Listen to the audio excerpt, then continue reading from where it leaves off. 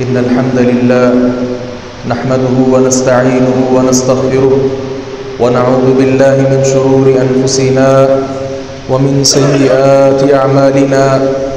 من يهده الله فلا مضل له ومن يضلل فلا هادي له، وأشهد أن لا إله إلا الله وحده لا شريك له، وأشهد أن محمدًا عبده ورسوله. يا أيها الذين آمنوا اتقوا الله حق تقاته ولا تموتن إلا وأنتم مسلمون. يا أيها الناس اتقوا ربكم الذي خلقكم من نفس واحدة وخلق منها زوجها وبث منهما رجالا كثيرا ونساء، واتقوا الله الذي تساءلون به والأرحام، إن الله كان عليكم رقيبا. يا أيها الذين آمنوا اتقوا الله وقولوا قولا سديدا يصلح لكم أعمالكم ويغفر لكم ذنوبكم، ومن يطع الله ورسوله فقد فاز فوزا عظيما.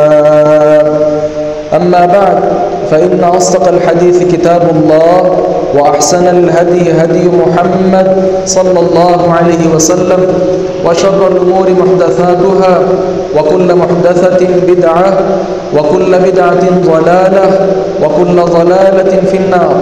بسم الله الرحمن الرحيم. قاف والقرآن المجيد بل عجبوا أن جاءهم منذر منهم فقال الكافرون هذا شيء عجيب أئذا متنا وكنا ترابا ذلك رجع بعيد قد علمنا ما تنقص الأرض منهم وعندنا كتاب حفيظ بل كذبوا بالحق لما جاءهم فهم في أمر مريج أفلم ينظروا إلى السماء فوقهم كيف بنيناها وزيناها وما لها من فروج والأرض مددناها وألقينا فيها رواسي وأنبتنا فيها من كل زوج بهيج تبصرة وذكرى لكل عبد منيب ونزلنا من السماء ماء مباركا فأنبتنا به جنات وحب الحصيد والنخل باسقات لها طلع نضيد رزقا للعباد وأحيينا به بلدة ميتا كذلك الخروج كذبت قبلهم قوم نوح وأصحاب الرس وثمود وعاد وفرعون وإخوان لوط وأصحاب الأيكة وقوم تبع كل كذب الرسل فحق وعيد أفعينا بالخلق الأول بل هم في لبس من خلق جديد ولقد خلقنا الإنسان ونعلم ما توسوس به نفسه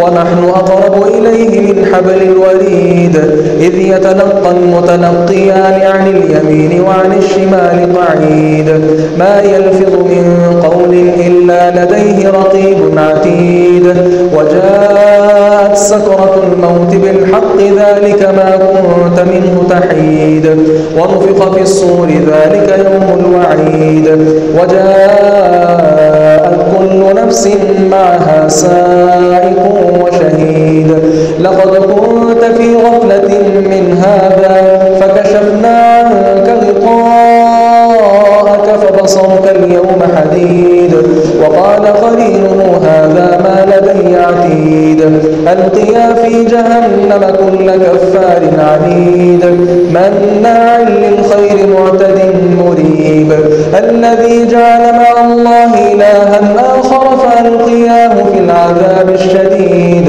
قال قرينه ربنا ما أطغيته ولكن كان في ضلال بعيد قال لا تختصموا لدي وقد قدمت إليكم بالوعيد ما يبدل القول لدي وما أنا بظلام للعبيد يوم نقول لجهنم هل امتلأت وتقول هل من مزيد وأزلفت الجنة للمتقين غير بعيد هذا ما توعدون لكل أواب حفيظ من خشي الرحمن بالغيب وجاء بقلب منيب ادخلوها بسلام ذلك يوم الخلود لهم ما يشاءون فيها ولدينا مزيد وكم أهلكنا قبلهم من قرن هم أشد منهم بطشا فنقبوا في البلاد هل من محيص إن في ذلك لذكرى لمن كان له قلب أو ألقى السمع وهو شهيد ولقد خلقنا السماوات والأرض وما بينهما في 6 أيام وما مسنا من لغوب فاصبر على ما يقولون وسبح بحمد ربك قبل طلوع الشمس وقبل الغروب ومن الليل فسبحه وأدبار السجود واستمع يوم ينادي المناد من مكان قريب يوم يسمعون الصيحة بالحق ذلك يوم الخروج إنا نحن نحيي ونميت وإلينا المصير يوم تشقق الأرض عنهم سراعا ذلك حشر علينا يسير نحن أعلم بما يقولون وما أنت عليهم بجبار فذكر بالقرآن من يخاف وعيد وقال الله سبحانه وتعالى في مقام آخر ومن آياته أن خلق لكم من أنفسكم أزواجا لتسكنوا إليها وجعل بينكم مودة ورحمة إن في ذلك لآيات لقوم يتفكرون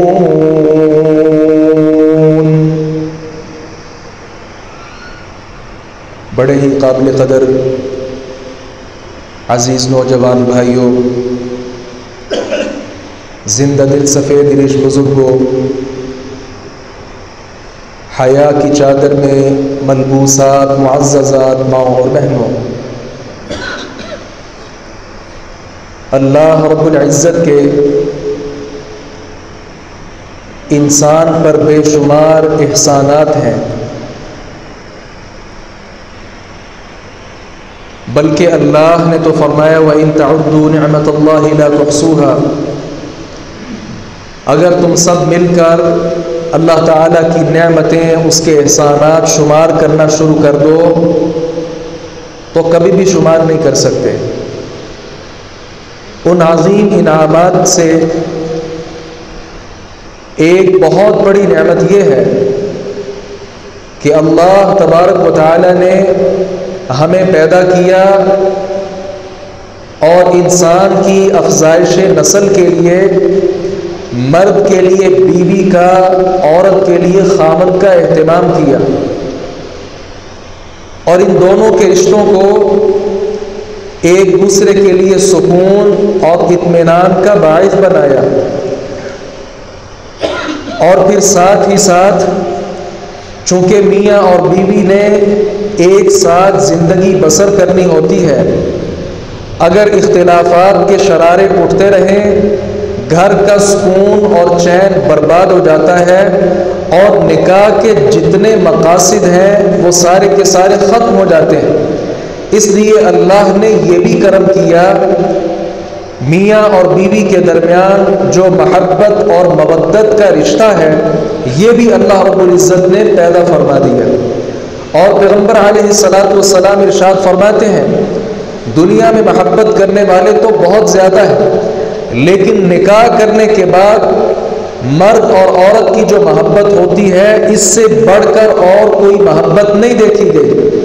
معلوم ہوا اللہ رب العزت کی طرف سے میاں اور بیوی کے رشتے میں گویا محبت کا جام اور مودت کے پیالے ان دونوں کو پلا دیے جاتے ہیں۔ ایک طرف کتاب و سنت کی رہنمائی یہ ہے، جبکہ دوسری طرف ہم اپنے معاشرے پر اگر ہم نظر دوڑاتے ہیں تو دائیں بائیں کی محبتیں تو ہمیں مل سکتی ہیں، لیکن میاں اور بیوی کے اختلافات اس قدر زیادہ ہیں، روز طلاق کی شرح بڑھتی جا رہی ہے۔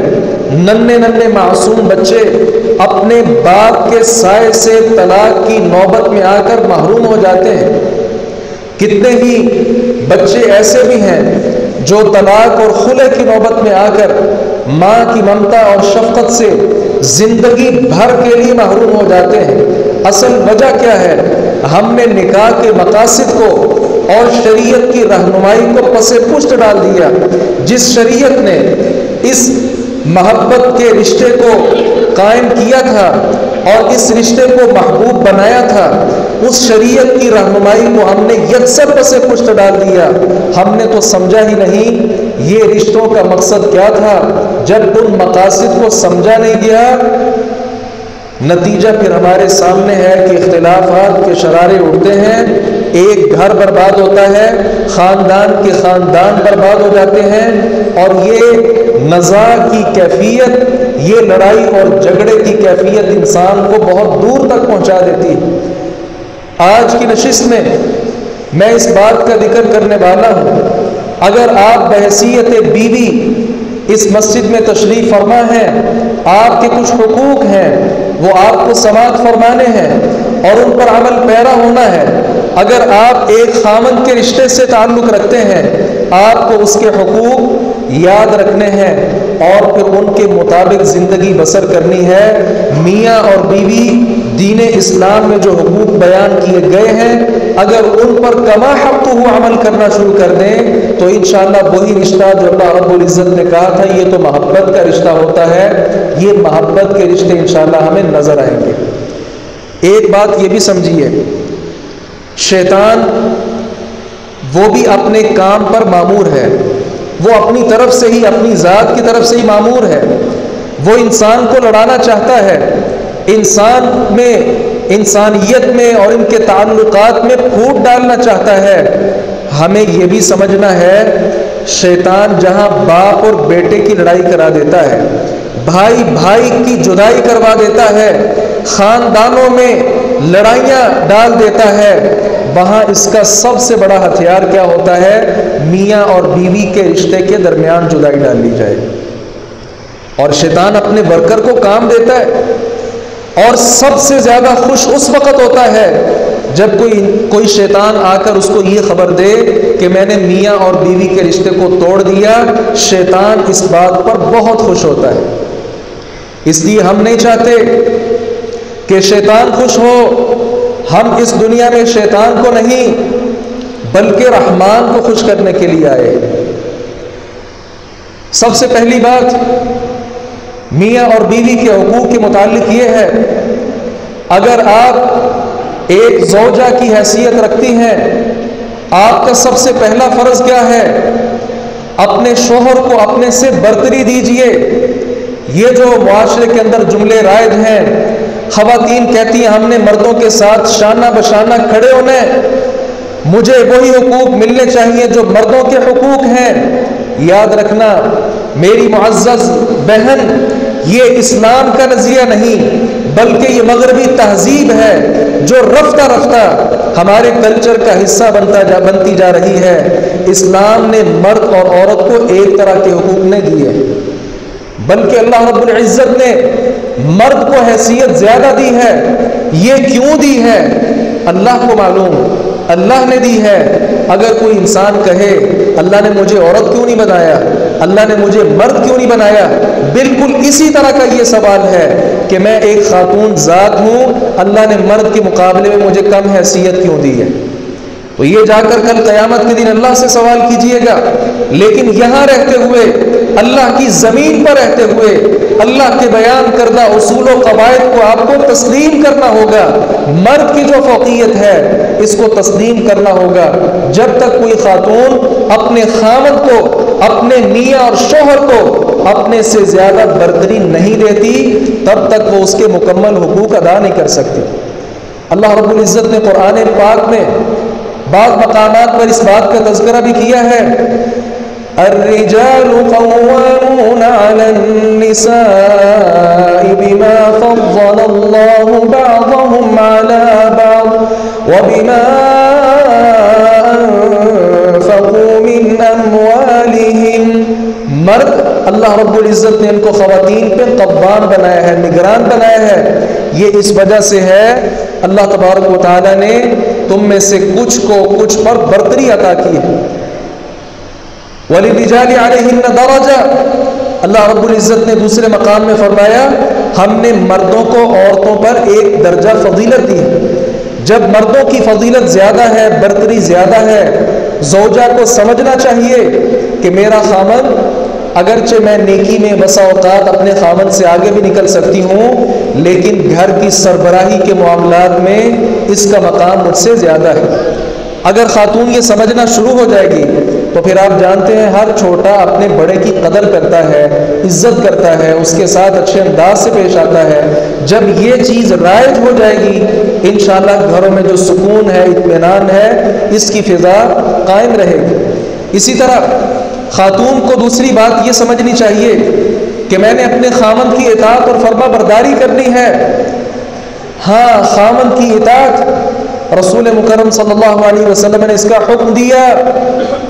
آپ نے مختلف باتیں ارشاد فرمائی، کہا اذا صلت المرأة خمسها وصامت شهرها واطاعت بعلها وحصنت فرجها دخلت من ای ابواب الجنت شاءت. عورتوں کے لیے جنت لینی بڑی آسان ہے. یہ 4 کام کوئی خاتون کر لے، جنت کا ایک دروازہ نہیں، جنت کے 8 دروازے اس خاتون کے لیے کھل جاتے ہیں. 5 نمازیں پڑھے، ماہ رمضان کے روزے رکھے، اپنے خامن کی اطاعت کرے اور اپنے آپ کی، اپنے نفس کی حفاظت کرے، اپنی شرمگاہ کی حفاظت کرے. نبی علیہ السلام نے فرمایا یہ 4 کام کوئی خاتون کر لے، جنت کے 8 دروازے اس کے لیے کھل جاتے ہیں. ان 4 کاموں میں سے ایک کام کیا ہے؟ وہ اطاعت بعلہا، اپنے خامن کی اطاعت کرنی ہے، اپنے خامن کی بات ماننی ہے. کتنے ایسے گھرانے ہیں صرف ایک چھوٹی سی بات پہ ان گھرانوں کا سکون اور چین یہ سب کچھ خاک میں مل جاتا ہے. وہاں طلاق اور خلع تک نوبت پہنچ جاتی ہے. کب؟ جب خاتون اپنے خامن کی بات تسلیم نہیں کرتی. وہ کہتی میرا باپ یہ کہتا ہے، میرے بھائی نے یہ کہا تھا، مجھے تو یہ سمجھ آتی ہے، میں اس کی بات کیوں مانوں؟ نہیں، شریعت نے خامن کی بات ماننا آپ پر لازم کیا ہے. ہاں، ایک بات ایسی ہے، اگر خامد آپ کو کسی ناجائز کام پر مجبور کرتا ہے تو پھر نبی علیہ السلام کے ارشاد لا طاعت لمخلوق فی معصیت الخالق، خالق کی نافرمانی کر کے مخلوق کو راضی نہیں کیا جا سکتا. اس صورتحال میں آپ اپنے خامد کی بات نہ مانیں، کوئی حرج نہیں. ایک انصاریہ نبی علیہ السلام کی خدمت میں حاضر ہوئی، کہتی اپنی بیٹی کی میں نے شادی کی ہے اور کوئی خاص بیماری اسے لاحق ہوئی جس کے ساتھ اس کے سر کے سارے بال جھڑ گئے ہیں. اب اس کا خامد اس کو حکمن کہتا ہے کہ تم مصنوعی بال لگواؤ، کیا یہ لگا سکتی ہے؟ پیغمبر علیہ السلام نے کہا نہیں، چونکہ مصنوعی بال لگوانا یہ لعنتی کام ہے، ایسی خاتون ملعون تصور کی جائے گی. چونکہ اللہ رب العزت کی طرف سے یہ ممنوع ہے، اس لیے خامد کی اطاعت نہیں کی جائے گی. یہ تو نبی علیہ السلام نے وضاحت فرما دی. گویا دوسرا بیوی کے ذمہ حق کیا ہے؟ جائز کاموں میں رہتے ہوئے اپنے خامن کی اطاعت کرے اور اس کی فرما برداری کرے. اور تیسرا حق کیا ہے؟ اپنے گھر سے کبھی بھی کوئی چیز خامن کی اجازت کے بغیر صدقہ بھی نہ کریں.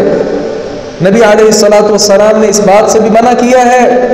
کتنے گھروں میں ناچاکیاں صرف اس بات پر ہوتی ہیں، خامن اپنی بیوی کو کہتا ہے میں کما کر لاتا ہوں اور تو اپنے پیچھے والوں کو دیتی رہتی ہے، تو اپنی فلاں سہیلی کی جھولیاں بھرتی رہتی ہے. مختلف طرح کے مسائل صرف اس وجہ سے پیدا ہوتے ہیں کہ خامن اپنے خامن کی اجازت کے بغیر اس کی بیوی مال میں تصرف نہیں کرتی. یہی خاتون اگر اپنے خامن کی اجازت کے ساتھ مال میں تصرف کرے، ظاہر خامن وہ آپ کا ہے، مسلمان ہے. جہاں دیگر چیزیں وہ سمجھتا ہے، کیا اس کے نہا خانے میں یہ بات نہیں کہ صدقہ کرنا، خیرات کرنا بھی ایک اجر کا باعث ہے؟ آپ کو چاہیے اس کی اجازت کے ساتھ مال خرچ کریں، اور صحیح البخاری کی حدیث کے مطابق اگر آپ اپنے خاوند کی اجازت کے ساتھ، اس کی رضامندی کے ساتھ خرچ کرتی ہیں، اس خرچ کا اجر جہاں خاوند کو ملے گا کیونکہ مال تو اس کا تھا، وہاں آپ کو بھی ملے گا کیونکہ خرچ تو آپ کر رہی ہیں۔ اور گھر میں جو مال کی حفاظت کرنے والا کوئی بھی شخص ہوتا ہے جسے خازن کہا جاتا ہے، جس کے دراز میں لاک میں پیسے پڑے ہوتے ہیں، اگر خاتون اپنے اس بیٹے کو کہتی ہے پیسے لاؤ میں خرچ کرنا چاہتی ہوں، اللہ رب العزت نے یہ جو اجر ہے اس اجر میں ان سارے گھر والوں کو شریک کیا ہوتا ہے۔ حتیٰ کہ بعض علماء کی رائے یہ بھی ہے کہ خاتون کا اگر ذاتی پیسہ بھی ہو، اس ذاتی پیسے کا بھی جو مصرف ہے جہاں وہ صرف کر رہی ہے خامن کی اجازت کے بغیر وہاں بھی نہ کرے۔ البتہ خامن کو بھی چاہیے خواہ مخواہ پابندیاں نہ لگائے، خرچ کرنے کی اجازت دے، اور خصوصاً خرچ کرنے کا تعلق خواتین کے ساتھ زیادہ ہوتا ہے۔ نبی علیہ الصلوۃ والسلام نے عید کے موقع پہ خواتین کو آ کر الگ سے خطبہ دیا، بلال رضی اللہ عنہ ساتھ تھے، آپ خواتین کے پاس تشریف لائے، انہیں واعظ و نصیحت کی، وَأَمَرَهُنَّ بِالصَّدَقَةِ، اور انہیں صدقے کا حکم دیا، کیونکہ نبی علیہ السلام نے فرمایا میں نے جہنم میں اکثریت خواتین کی دیکھی ہے۔ صحابیات پوچھنے لگی ایسا کیوں ہے؟ نبی علیہ السلام نے فرمایا اس لیے کہ تم اپنے خامدوں کی ناشکری کرتی ہو، اس ناشکری کی بنا پہ اللہ تبارک و تعالیٰ کی طرف سے سخت سزائیں دی جاتی ہیں۔ پھر نبی علیہ السلام نے صدقہ خیرات کا حکم دیا۔ صحابیات رضی اللہ عنہن کتنی صالحات تھیں، جنت کی کتنی تڑپ رکھنے والی تھیں، پیغمبر کی بات پر کٹ مرنے کا جذبہ رکھنے والی تھی، ان صحابیات نے ذرا بھی تامل نہیں کیا۔ بلال رضی اللہ عنہ کہتے ہیں جب نبی علیہ الصلوۃ والسلام نے صدقے کی تلقین کی، کوئی خاتون اپنی بالیاں اتار کر دینے لگی، کوئی مختلف زیورات اتار کر بلال رضی اللہ عنہ کی جھولی میں ڈالنے لگی۔ معلوم یہ ہوا کہ صدقہ خیرات کرنے کا حکم خواتین کو زیادہ دیا گیا ہے، اس لیے خامدوں کو چاہیے وہ خواتین کو اس صورتحال میں اجازت دیں تاکہ وہ صدقہ خیرات کر کے اللہ تبارک و تعالیٰ کے ہاں بہت زیادہ نیکیوں کا جو ذخیرہ ہے اپنے لیے وہ کر لے۔ اور چوتھی بات یہ ہے خواتین کو چاہیے، ان کے حقوق میں یہ بات شامل ہے اپنے خامدوں کا شکریہ ادا کرتی رہے۔ ویسے تو عمومی روایت بھی ہے من لم یشکر الناس لم یشکر اللہ، جو لوگوں کا شکریہ ادا نہیں کرتا وہ اللہ کا شکریہ بھی ادا نہیں کرتا، لیکن خامدوں کے حوالے سے الگ سے بھی نبی علیہ السلام کے فرامین موجود ہیں۔ خواتین کو اس بات پر پابند کیا گیا کہ وہ اپنے خامدوں کا شکریہ ادا کریں۔ ظاہر ہے جس گھر میں آپ رہتی ہیں یہ گھر آپ کے خامن کا ہے، آپ جو چیزیں استعمال کر رہی ہیں یہ آپ کے خامن کی ہیں، روزانہ کی بنا پر وہ خون پسینے کی کمائی کر کے آپ کے پاس وہ پیسے لاتا ہے، آپ اس میں سے صرف کرتی ہیں، خرچ کرتی ہیں، آپ کے کپڑے، آپ کی اولاد کے کپڑے، دیگر کھانے پینے کا سامان سارا اس کی جیب سے ہوتا ہے، تو آپ کو اس کی شکر گزار رہنا چاہیے، نہ کہ دیگر خواتین کی طرح آپ اس کی ناشکری کرتے ہوئے اللہ تبارک و تعالیٰ کے عذاب کو دعوت دے دیں۔ اس کے ساتھ ہی خواتین پر ایک پانچواں حق یہ بھی ہے یہ اپنے شوہروں کی خدمت کریں، اور یہ خدمت کا جذبہ آج میں حیران ہوں، ایک بڑی عجیب بات معاشرے کے اندر پھیلا دی گئی کہ گھر کی صفائی کرنا یہ کون سا عورت کی ذمہ داری ہے؟ مرد گھر میں نہیں رہتا کیا؟ مرد کپڑے نہیں پہنتا؟ عورت بھی پہنتی ہے، مرد بھی پہنتا ہے، تو یہ کس نے کہا جہاں عورت اپنے کپڑے استری کرتی ہے وہاں مرد کو چاہیے وہ اپنے کپڑے دھوئے اور اپنے کپڑے استری کرے؟ اس طرح کے جملوں نے ہمارے گھروں کا سکون اور چین خراب کر دیا ہے۔ یاد رکھیے گا گھر کی ساری ذمہ داری یہ خاتون کے کندھوں پر ہے۔ گھر کی صفائی کرنا، گھر میں اگر کپڑا آ جائے اس کپڑے کو دھونا اور اسے پہننے کے قابل بنانا، گھر میں اگر کھانے پینے کا سامان آتا ہے اسے کھانے پینے کے لیے تیار کرنا، یہ ساری کی ساری ذمہ داریاں خاتون پر عائد ہوتی ہیں، اور اس کے بے شمار دلائل ہیں۔ سب سے بڑی دلیل یہ ہے کہ یہ شروع سے ہی جب سے انسانیت کی تخلیق ہوئی ہے اب تک یہی سلسلہ چلتا آ رہا ہے۔ گھر کی ساری خدمت خواتین کے حوالے ہوتی ہے اور خامدوں کے ذمے باہر کے سارے معاملات ہوتے ہیں۔ گھر کی ساری ذمہ داریاں آپ اگر نبوی دور بھی دیکھ لیں تو صحابیات یہ خود کیا کرتی تھی۔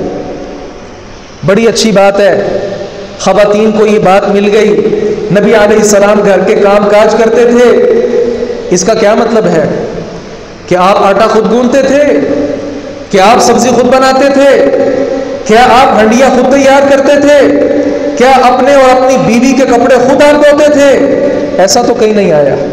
جبکہ آج کی خواتین یہ مطالبات کرتی ہیں، یہ بے جان مطالبات ہیں، انہی مطالبات کی بنا پہ خامن کی نگاہوں سے آپ کی جو توجہ ہے یہ ساری کی ساری چیزیں ختم ہو جاتی ہیں، اور وہ جو محبت، وہ مودت، وہ جو اللہ رب العزت نے قرآن میں بیان کی تھی، یہ ساری محبتیں، یہ ساری مودتیں، یہ سب کچھ ختم ہوتی جاتی ہیں، اور یہ رشتہ تو موجود ہوتا ہے لیکن کیسے؟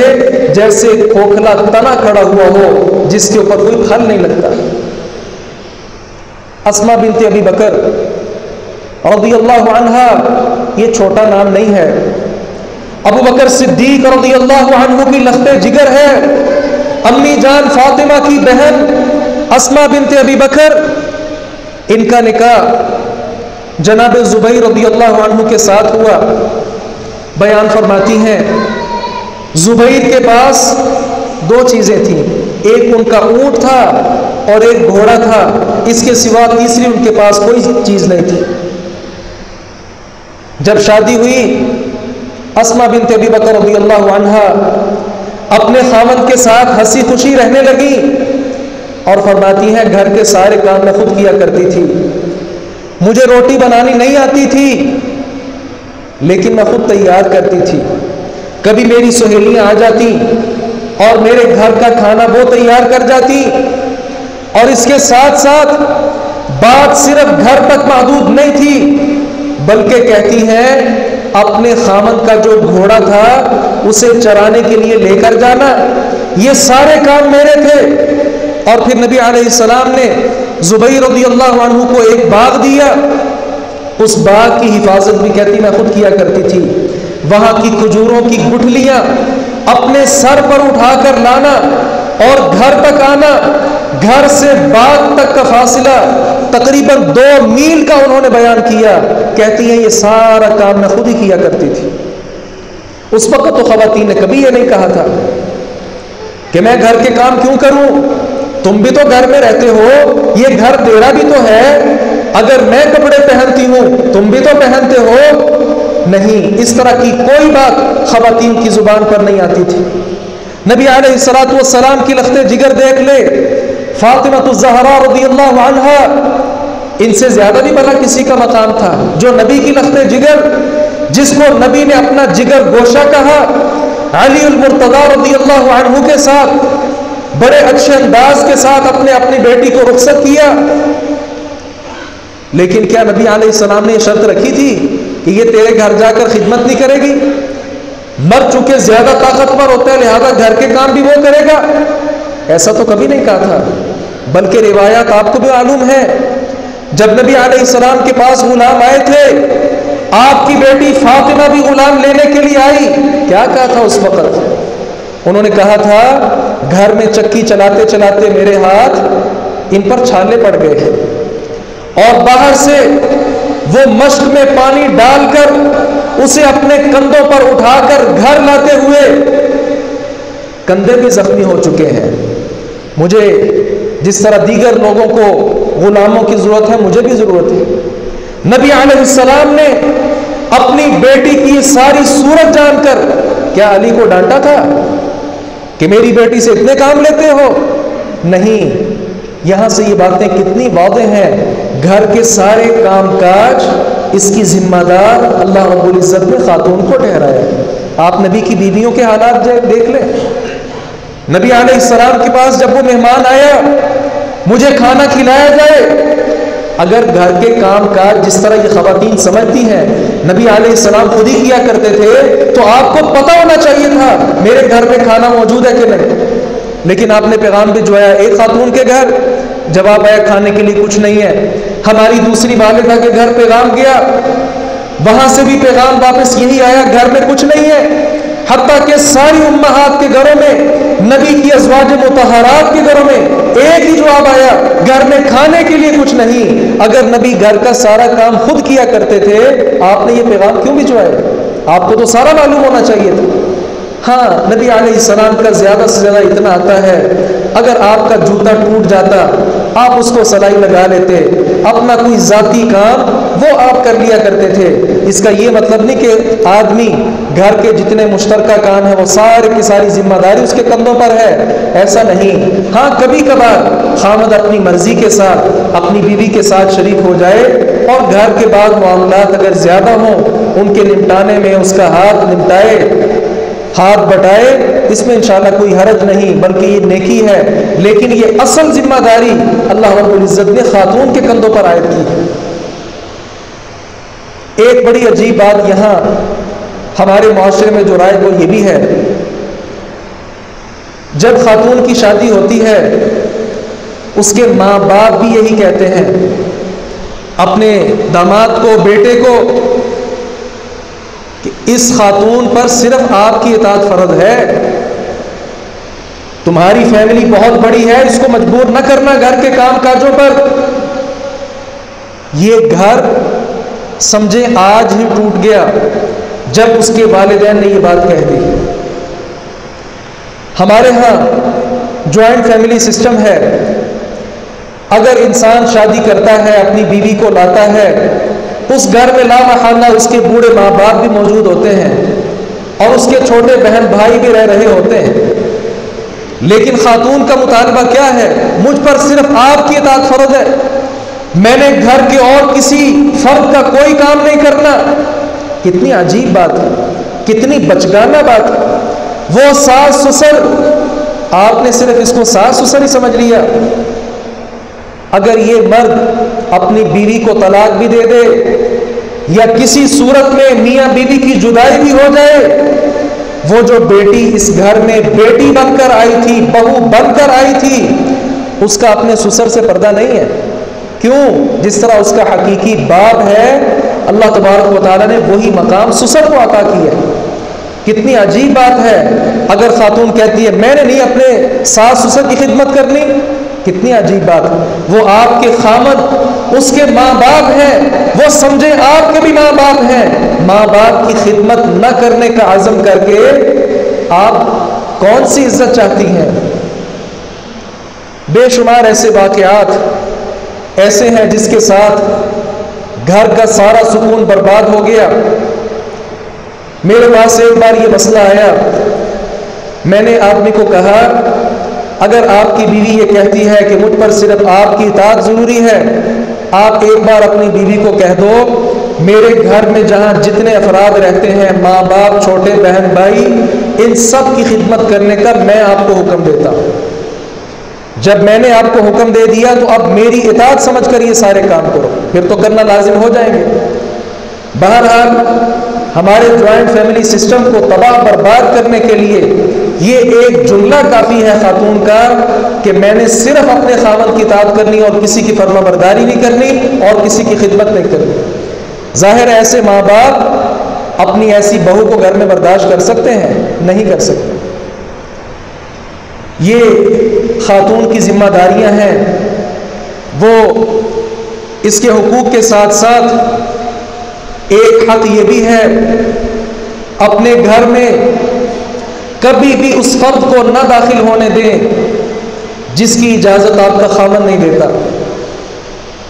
بعض خواتین ایسی ہوتی ہیں جو آپ کی سہیلیاں ہیں، آپ کی کلاس فیلوز ہو سکتی ہیں، لیکن آپ کا خاوند نہیں چاہتا وہ آپ سے ملاقات کریں، کیونکہ آپ تو نہیں جانتی، لیکن وہ جانتا ہے جب میری بیوی اپنی فلاں دوست کے ساتھ ملتی ہے اس کا ذہن متغیر ہو جاتا ہے، یہ گھر میں میرے ساتھ اونچ نیچ کرنا شروع کر دیتی ہے۔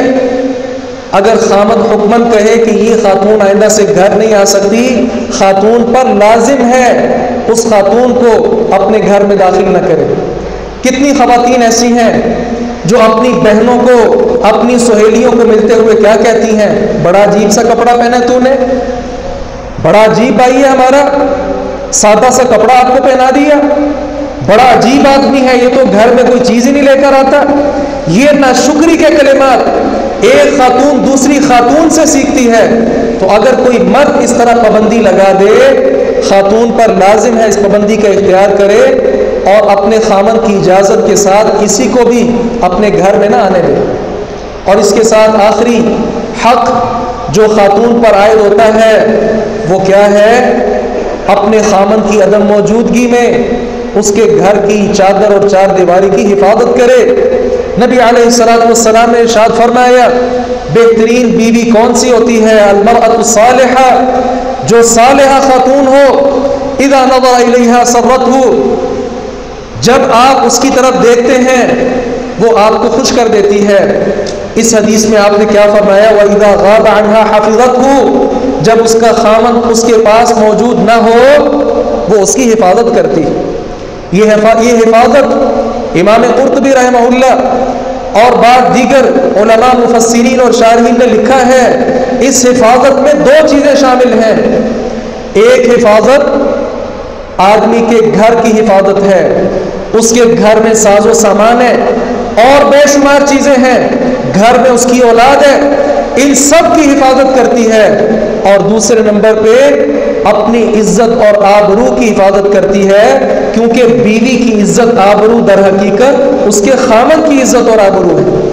اس لیے عزیزہ، آج کے خطبہ جمعہ سے یہ پیغام آپ کے لیے بطور خاص ہے، گھر میں رہتے ہوئے اپنے خامن کے ساتھ اچھا برتاؤ اختیار کریں۔ خامن میں اگر ہزار خامیاں بھی ہوں، بہر صورت وہ آپ کا خامن ہے، اس کا آپ کے ساتھ ایک خاص تعلق ہے، اس کے ساتھ اچھے انداز سے رہنا، اس کی ہر چھوٹی چھوٹی بات پہ صبر کرنا اور اس کے راز کو فاش نہ کرنا، اور اگر وہ کمزور ہے، اس کے پاس مال و دولت کم ہے، پھر بھی اس کے ساتھ صبر شکر کے ساتھ زندگی بسر کرنا، یہ ساری کی ساری چیزیں ایسی ہیں جو ایک خاتون کو دنیا میں بھی بہت زیادہ مقام و مرتبہ دیتی ہیں، اور ایسی خاتون پر انشاءاللہ اللہ تبارک و تعالیٰ بھی راضی ہو جاتا ہے۔ اللہ تعالیٰ سے دعا ہے باری تعالیٰ حق بات کو سمجھنے اور اس پر عمل پیرا ہونے کی توفیق عطا فرمائے۔ وآخر دعوانا الحمد للہ رب العالمین۔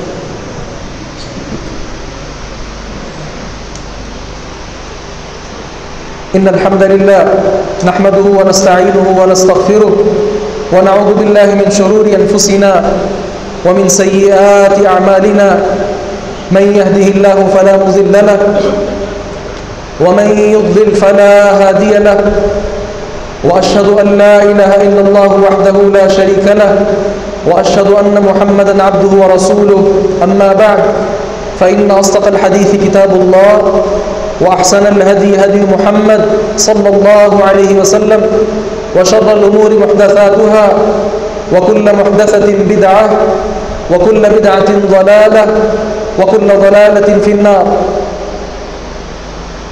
بعض حضرات نے دعا کی درخواست کی ہے، دعا فرمائیں جتنے اہل اسلام بیمار ہیں گھروں میں، ہسپتالوں میں، اللہ تبارک و تعالیٰ تمام کو صحت کاملہ عاجلہ نصیب فرمائے، اور ان سب کی بیماریوں کو اللہ تبارک و تعالیٰ نیکیوں کا باعث بنا دے، اور گناہوں سے اللہ تبارک و تعالیٰ ان بیماریوں کو ان کے لیے آزادی کا ذریعہ بنا دے۔